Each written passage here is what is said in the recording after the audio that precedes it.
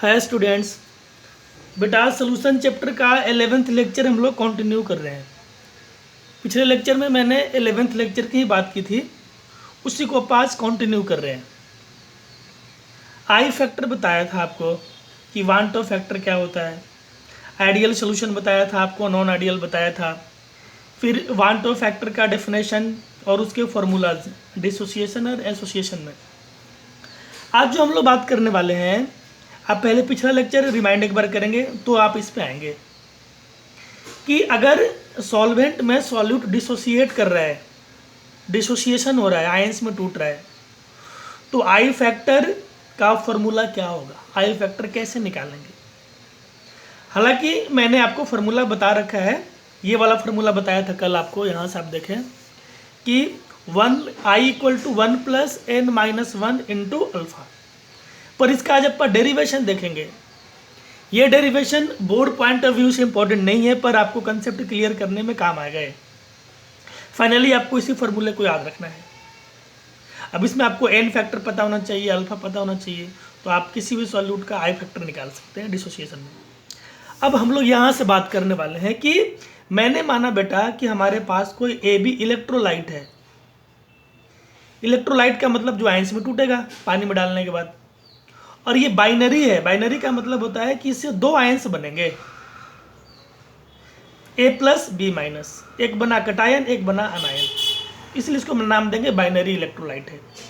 मैंने माना इनिशियल मोल इसका हमने 1 लिया था, टूटने से पहले ये दोनों आयंस 0-0 होंगे, लेकिन जब ये टूटना शुरू करेगा तो इसको हम लोग अल्फा से डिनोट करते हैं।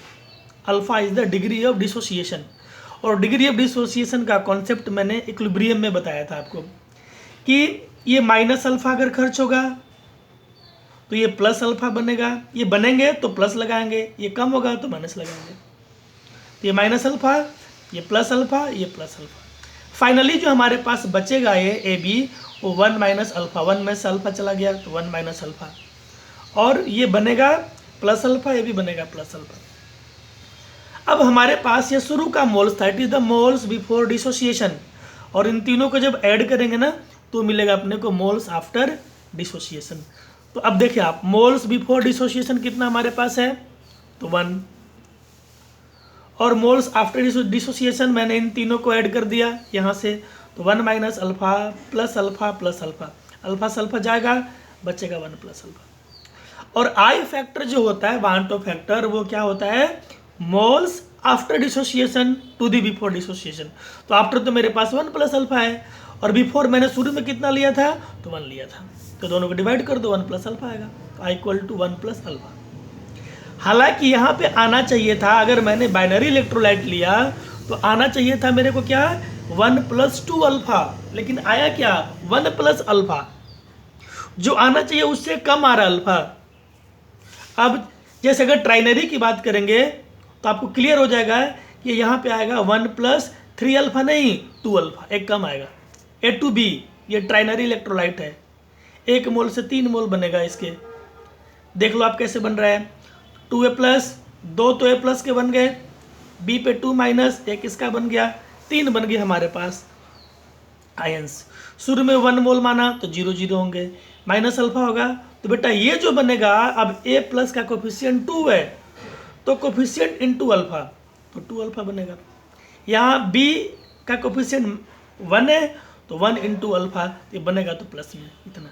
आप यहाँ देखें बचेगा 1 - अल्फा, ये आपके पास बनने वाला है 2 अल्फा, ये आपके पास बनने वाला अल्फा।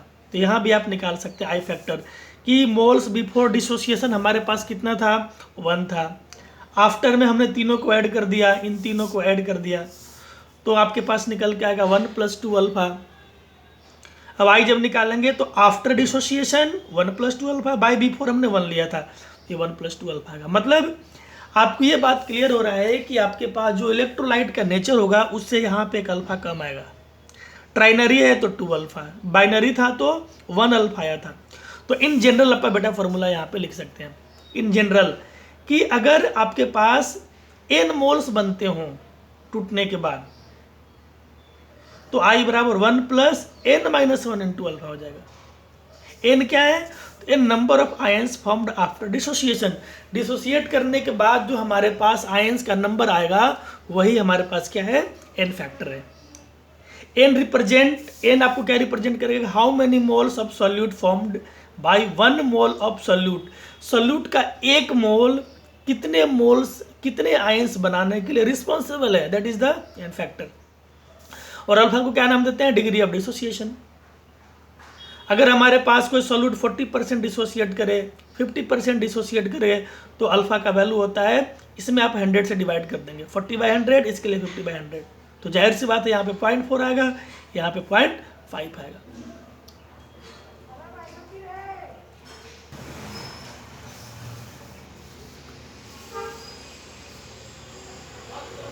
अब आप कुछ एग्जाम्पल्स मैंने बता रखे हैं कि एन फैक्टर आप कैसे निकालते होते हैं। जैसे यहाँ पे सॉल्यूट है, उसका एन फैक्टर है।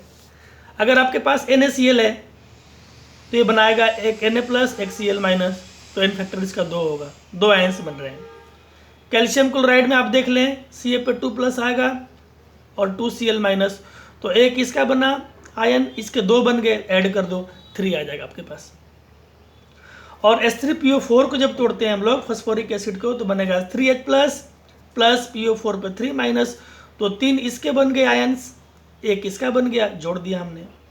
और कुछ कंपाउंड बेटा कॉम्प्लेक्स होते हैं, जैसे इस तरह का आपको कोई कंपाउंड दिखाई दे K4 Fe, ये बिग ब्रैकेट के अंदर है CN6, तो ऐसे कंपाउंड का स्टडी हम लोग इसी 12th चैप्टर की इनऑर्गेनिक के लास्ट यूनिट में करेंगे।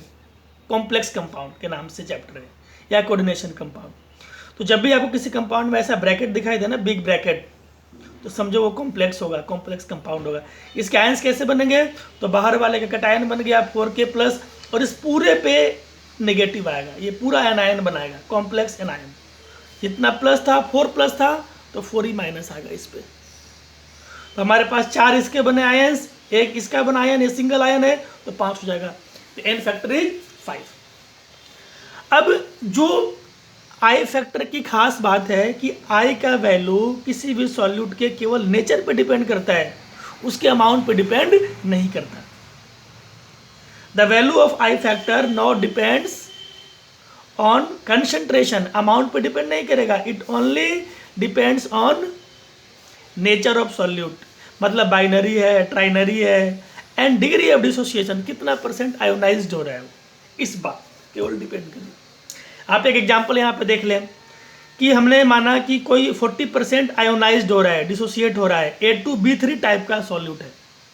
एन फैक्टर आप इसको जोड़ भी दें नंबर को, 2 + 3, तो 5 आ जाएगा। ये भी एक सिंपल तरीका होता है, पर कई बार इसमें कन्फ्यूजन होता है। ये तो सिंपल सा दिया हुआ था कि इस नंबर को जोड़ दें, जैसे यहाँ पे देखें NaCl में 1 Na का Cl का 1, तो 2 हो जाएगा। तो उसके लिए आपको आई फैक्टर निकालना है।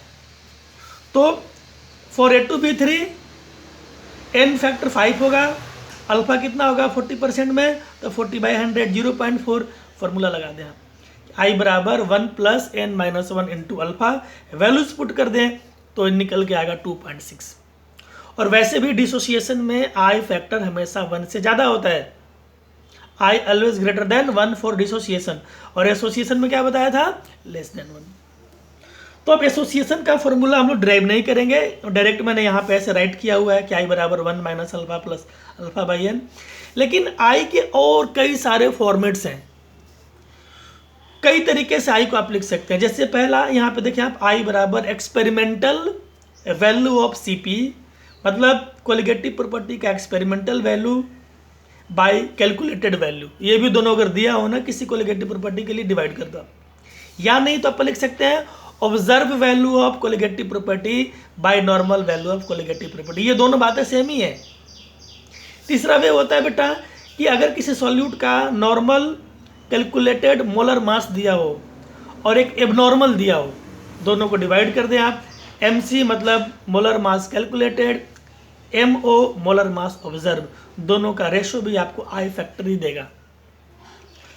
अब एसोसिएशन में आई कितना होता था तो कल ही बता रखा आपको, आई बराबर 1 - अल्फा प्लस अल्फा/n, बस अल्फा का नाम चेंज होगा, it is called degree of association, वहाँ था डिसोसिएशन।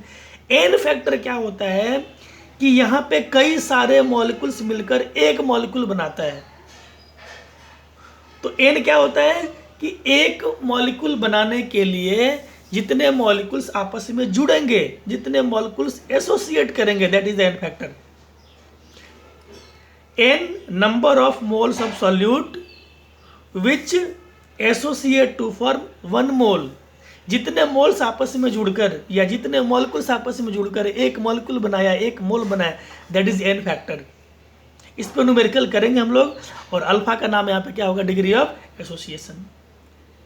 अब एबनॉर्मल कोलिगेटिव प्रॉपर्टी के जो फॉर्मूलाज होंगे आई फैक्टर के रेफरेंस में, वो कल करेंगे हम लोग डिस्कस। 1 या 2 लेक्चर बचा हुआ है, इसके बाद हमारा चैप्टर हो जाएगा फिनिश। तो आप इसके रिगार्डिंग जो भी प्रॉब्लम्स आएंगे उसको आप फिनिश करेंगे। Thank you.